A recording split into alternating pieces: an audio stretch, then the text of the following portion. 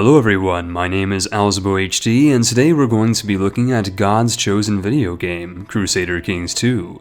In the following video guide, we will cover how to conquer and purge Saracens in holy fire and retake the city of Jerusalem in the name of Jesus. But before you join me and the Barefoot Boys on our quest to claim the Kingdom of Heaven, we're going to look at how this process is possible. It's time to upgrade your children's crusade into a successful pilgrimage of Christian peace and tolerance. DEUS VULT, and let's get started with the guide. Before moving on into the guide section of our video, it is worth to say that any Catholic country in Crusader Kings II can crusade and form the Kingdom of Jerusalem. Certain starts in the campaign are more conducive to this, however, since most of the crusades start within the 1090 AD to 1100 AD period. Personally, I would recommend any of the bookmarks between the early Middle Ages period that requires the Charlemagne DLC and takes place in 769 AD, all the way up until the High Medieval Ages in 1066 in order to play the Crusades more or less immediately. Although there is no right or wrong culture to form the Kingdom of Jerusalem, I personally recommend that you choose a country within the Latin culture group, for reasons that I will now explain. If you're looking for historical accuracy and want to use the Outremer culture, which is an interesting hybrid culture of French and Levantine, you're going to need to select a country within the Latin culture group, and this consists of countries that are either French, Norman, Italian, Occitan, Dalmatian, and Sardinian. Furthermore, I would recommend that you select a nation that has a coastal holding, as you will need to use boats to move your Barefoot Boys into the Holy Land, unless if you want to do the Barbarossa method of passing through Anatolia and drowning in a river. For the purposes of this guide, we will be selecting a count in the French Kingdom. After you select your nation of choice, it's time to move on to the next step of our guide. Personally, I strongly recommend starting your campaign in the Iron Age bookmark of 936 in order to build up your dynasty, holdings, and military before the First Crusade is called. This is especially important if you want a challenge and start as a count or a duke, as you will need the time to consolidate your kingdom and expand your power base. Crusades can start as early as 900 AD under specific situations, but it is more likely that they will start after 1090 AD if Europe hasn't fallen to Muslim or pagan invasions. If you're looking for the earliest opportunity to pray your way into the Holy Land, I'd recommend restarting your save until the Moors conquer southern France or the Seljuks conquer Thrace, which will trigger the earliest possible crusade in defense of Europe. After the success or failure of this holy war, the Pope will allow you to request a crusade to the Middle East if you are particularly pious. But if you are not a speedrunner or interested in min-maxing Jerusalem, this rush technique can be safely ignored.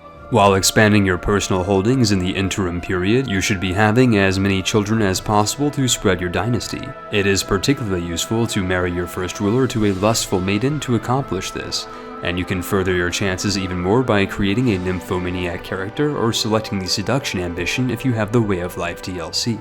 Dynasty spread is absolutely crucial in this period, given that your future Crusader state will share your family name and can benefit from massive alliance networks if you're able to get your sons and daughters onto foreign thrones. To accomplish this, simply marry off your sons to foreign princesses and marry off your daughters in matrilineal marriages to the highest ranking foreign powers willing to accept them. Your dynasty will spread over time, netting you and your future Crusader state non-aggression pacts and crucially important alliances to protect you from jihad and salty mujahideen. The more babies you pop out, the better, as additional marriages boost your dynastic prestige, which makes it even more likely for the AI to accept your marriage proposals. You should be sure to manually assign marriages for all of your children, grandchildren, and cousins, as the AI is unlikely to do it for you. With proper management, your dynasty can spiral exponentially, making you the Habsburgs of the early medieval ages. In my game, my dynasty spread to the Byzantine Empire, Germany, and even Ghana, since one of my daughters decided to invade Africa on her own accord and succeeded in Frankifying the continent half a century before our timeline. You might even be able to get a family member or two proclaimed as saints if you're particularly pious, which will help out later on in the form of beneficial bloodlines if you have the Holy Fury DLC.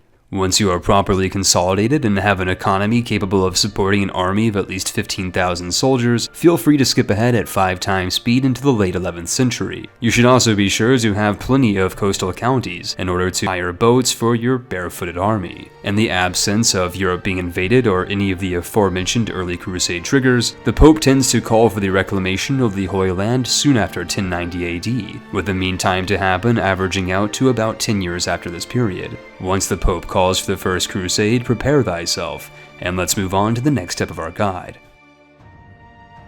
Now that the Pope has declared a target for the First Crusade, you have 2 years to prepare yourself and wiggle your way out of any current war you might find yourself in. Because the CK2 AI is more or less a simulation of infinite monkeys pressing keys at random, it might be the case that the Pope has declared a crusade target that isn't Jerusalem or the Holy Land. Once you are at peace, you can change the crusading target to any heretical or heathen kingdom of your choice, assuming you have a boatload of piety and don't skip prayer day. The obvious target is the Kingdom of Jerusalem, but you can choose any Saracen kingdom of your choice, or even Byzantium if you're a dirty and dastardly Venetian. I highly recommend selecting Jerusalem, as this will be the focus of this guide, and will allow you to unlock an achievement later on if you're an Iron Man type of player. After the recent patch accompanying the Holy Fury DLC, the crusading mechanic has gotten a serious upgrade. After pledging your support to the papal cause, you can check out all aspects of the redesigned Crusader UI by clicking on the cross at the top left of your screen. Here you should select your beneficiary, who will become the ruler of the Crusader state assuming a Christian victory. You can select any member of your dynasty as a beneficiary, provided that they are at least 12 years old, unlanded, and not the heir to any title. Because of these restrictions, you can unfortunately not select your primary heir, but you can change your succession laws to wiggle around this restriction and free up your primary heir to inherit the Kingdom of Heaven. It should be said that you can also skip the beneficiary mechanic entirely if you change your Crusader stance, located in the top left of the UI, to self-serving, which will reward your current ruler with a Crusader Kingdom title, assuming you come out on top in war participation. If you choose to go this route, you will slightly upset the Pope, so I highly recommend just going with the beneficiary. There's also a war chest system where you can donate artifacts and money to the war effort, but don't waste your time, since it doesn't increase your chances of gaining any Crusader titles, and serves no purpose for the player. After setting up your beneficiary, deciding on your papal stance, and potentially even changing the target of the crusade entirely, it's time to get your military affairs in order. Depending on the size of your realm, you should consider raising your personal and vassal troops about a year before the crusade is set to start, and begin consolidating them on the coastline of your nation. Likewise, you should raise your transport boats and consider complementing their number with mercenary companies that can greatly increase the capacity of your naval invasion. The goal here is to get the majority of your army onto your fleet, although you can always come back and ferry more men over if needed. Once the crusade is 2 to 3 months away, depending on your distance from the Holy Land, load up the majority of your men and set sail for the Middle East.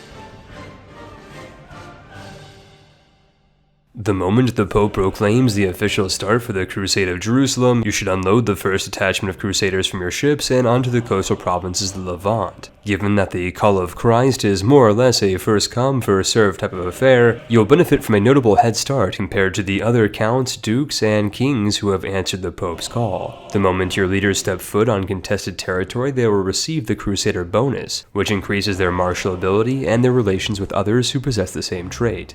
Given this mechanic, it is recommended that you appoint all of your subjects and important courtiers as temporary commanders, so that you can cycle them in and out and improve their relations of you and with each other. In the early days of the war, your primary target should be to occupy as many provinces as possible, with Jerusalem accorded the highest priority. Since your ragtag army will be without reinforcements for a while, at least until your reinforcements come by sea or when other rulers join you, you should carefully watch the fog of war and ensure an Abbasid death stack or worse doesn't end up targeting your siege forces for liquidation. Focus on eliminating small stacks of enemy forces if possible, and occupying provinces when this isn't possible. This is crucially important, as each province occupied by your forces and each battle you win or lose will greatly increase the amount of war participation accorded to your beneficiary at the Crusade's end. Simply stated, the more men you throw as crucifixion fodder to the Saracens and the more holdings you occupy, the greater chance that you will inherit the kingdom title and a boatload of cash, artifacts, and prestige upon the end of the war. You can check your war contribution at any time in the Crusade user interface, so be sure to check often and stay on top of the other rulers before the Crusade finishes.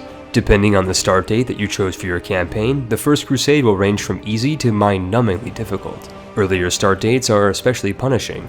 as the Abbasid Caliphate has a chance of persisting until the First Crusade, and can often field armies of more than 90,000 soldiers.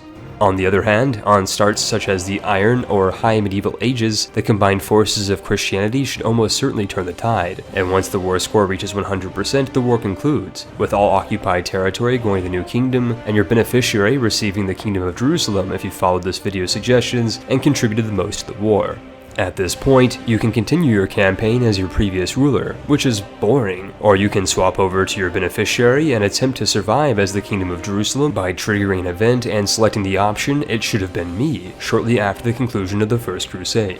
If you choose to play as the new ruler of Jerusalem, I highly recommend you send out your best artifacts to your beneficiary before swapping rulers, along with sending excess money if it's available. Once you select the option, your new character will instantly receive your best artifacts and money, on top of the mountain of gold and piety heaped upon them from winning the First Crusade. Likewise, you will now obtain the Crusader King achievement, assuming you've started in the High Medieval Ages and play on Iron Man mode. Even with the kingdom obtained, the war is far from over. The Saracens will stop at nothing to retake the Holy City, and you must now prepare yourself immediately for jihad.